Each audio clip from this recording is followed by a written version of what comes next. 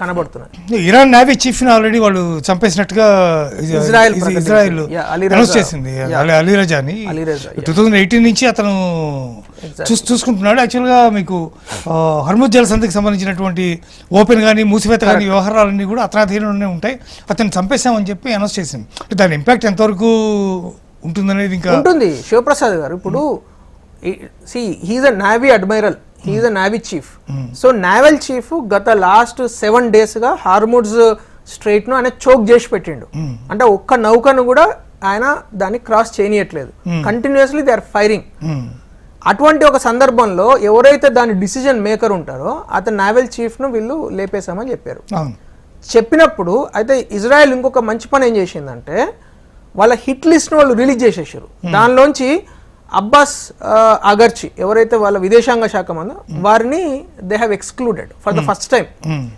నిన్న రాత్రి రిలీజ్ చేసిన హిట్ లిస్ట్ లో ఎందుకు విదేశాంగ శాఖ మంత్రి అట్లాగే వాళ్ళ ఐ థింక్ వాళ్ళ స్పీకర్ ను వాళ్ళిద్దరూ నెగోషియేషన్ దానిలో ఉన్నారు కాబట్టి అమెరికా చెప్పిన దాని ప్రకారము Israel has removed them from the hit list. Correct. So అందు గురించి ఈ పర్సన్ ఎవరైతే నేవల్ చీఫ్ ఉన్నదో అతన్ని చంపేశామని చెప్పారు. వెంటనే ఇంకొక నేవల్ చీఫ్ వస్తాడా లేదా అనేది మనకు తెలియదు. But definitely that has effect. ఎందుకంటే ఆ విధంగా చేయడం వల్ల కొంత బ్రీతింగ్ టైం ఉంటుంది. ఇజ్రాయెల్ కూడా అంత అగ్రెసివ్గా వెళ్ళదు ఇక ఫర్దర్గా. ఎందుకంటే ఆల్రెడీ నెగోషియేషన్ టేబుల్ మీద ఉన్నాం కాబట్టి America will also ask Israel to step back. కానీ ఒక్కటి నేను చెప్తాను శివప్రసాద్ గారు, ఇప్పుడు ఇజ్రాయెల్ అయినా ఇరాన్ అయినా ఆ రెండు దేశాలు కూడా గత ఎన్నో సంవత్సరాలుగా అంటే డైరెక్ట్ యుద్ధం చేసుకున్న దేశాలు కాదు. Israel has problem with Palestine, Gaza strip, west bank అంతవరకే. ఎప్పుడు కూడా డైరెక్ట్గా ఇరాన్ పైన వార్ చేయలేదు.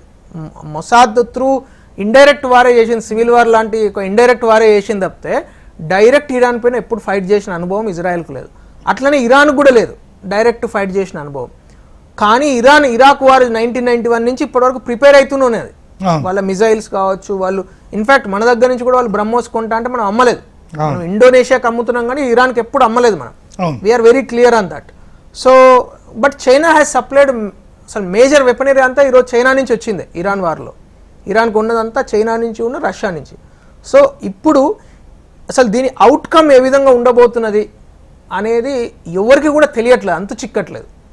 అమెరికా ఏం చెప్పినా ఇరాన్ వినట్లేదు, ఇరాన్ ఏది చెప్పినా. ఇప్పుడు ఎట్లా ఉందంటే పరిస్థితి శివప్రసాద్ గారు, అమెరికా నాటో దగ్గరికి వెళ్ళింది, నాటో రిజెక్ట్ చేసేసింది. ఇరాన్ చైనా దగ్గరికి, రష్యా దగ్గరికి వెళ్ళింది, వాళ్ళు రిజెక్ట్ చేసేసారు. ఈవెన్ ఇవాళ వచ్చిన వార్తల్లో రష్యా డ్రోన్ సరఫరా చేస్తుందని ముందు వార్త వచ్చింది. So both these countries with no friends are fighting each other. America has no friends because their own NATO has rejected their proposal. Correct. Iran has no friends because their very close friends like China and Russia have rejected their proposals. ఇప్పుడు ఖచ్చితంగా వాళ్ళకి ఏంటంటే వాళ్ళకు గత్యంతరం లేని పరిస్థితుల్లో వాళ్ళు ఖచ్చితంగా నెగోషియేట్ చేయాల్సిందే. అటువంటి పరిస్థితులలో రెండు దేశాలు ఉన్నాయి. So both the countries with no friends definitely have to come to negotiation table. So ఇది అంటే ఈరోజు కనబడుతున్న ఒక ఏమంటాం లైట్ ఇన్ ద టనెల్. కానీ అంటే నాకు ఆశ్చర్యకరం ఉంది ఏంటంటే మొసాద్ అనేది ప్రపంచంలోనే అత్యంత బలవత్తరమైనటువంటి ఇంటెలిజెన్స్ నెట్వర్క్ అనేది ప్రసిద్ధమైంది. ఈవెన్ అమెరికన్ ఇంటెలిజెన్స్ కంటే కూడా చాలా గొప్పది అని అంత ప్రసిద్ధిస్తారు. దాని మీద చాలా బుక్స్ అవన్నీ కూడా వచ్చాయి దాని మీద. సో అటువంటి మొసాద్ ఇరాన్ ఇంత బలీయమైనటువంటి శక్తిని సంపాదించుకుంది. 4000 కిలోమీటర్ల దూరంలో ఉన్నటువంటి డియాగో గార్సియోని కొట్టిందంటే ఇక్కడి నుంచి అంత శక్తిని సంపాదించుకుందంటే ఎందుకనే కనిపెట్టలేకపోయింది శివప్రసాద్ గారు? అంటే అంటే అసలు మిగిలిన ప్రపంచం అంతా ఎవరికి తెలియదు కదా. ఇప్పుడు ఈవెన్ యుఎస్, ఇజ్రాయెల్తో సహా ఎవరు కూడా మహా అయితే దాని విస్తీర్ణం 2000 కిలోమీటర్లు మ్యాక్సిమం, అంతకుమించి ఉండే అవకాశం లేదు అని భావించారు. అట్లాంటిది 4000 కిలోమీటర్ల దూరాన్ని కొట్టింది అంటే ఇంత పవర్ అసలు వాళ్ళకి ఎక్కడి నుంచి ఎప్పుడు సంపాదించారు వాళ్ళు? ప్రపంచ ఇంటెలిజెన్స్ వ్యవస్థలని ఏం చేస్తున్నట్టు ఈ విషయంలో? అంటే ఇప్పుడు మీరు అన్నది వాస్తవం. ఇరాన్ మొసాద్ యొక్క స్టోరీస్ చాలా వరకు బుక్స్ కావచ్చు, మూవీస్ కావచ్చు, వెబ్ సిరీస్ చాలా వచ్చినాయి. అన్ని కూడా ఇరాన్ ఆపరేషన్స్ మీరు చూసినట్టయితే. వాళ్ళు ఎట్లా ఇరాన్ న్యూక్లియర్ ఎన్రిచ్మెంట్ ఆపారు అనేది. బట్ ఇరాన్ ఈ has been preparing for this war. ఇప్పుడు మిగతా దేశాలకు ఇరాన్కు డిఫరెన్స్ ఏంటంటే Iran has been continuously preparing for this war. Iran ఒక రోజులో ప్రిపేర్ అయిందో లేకుండా ఒక సంవత్సరంలో నెక్స్ట్ ఇయర్ మాకు అట్లా కాదు.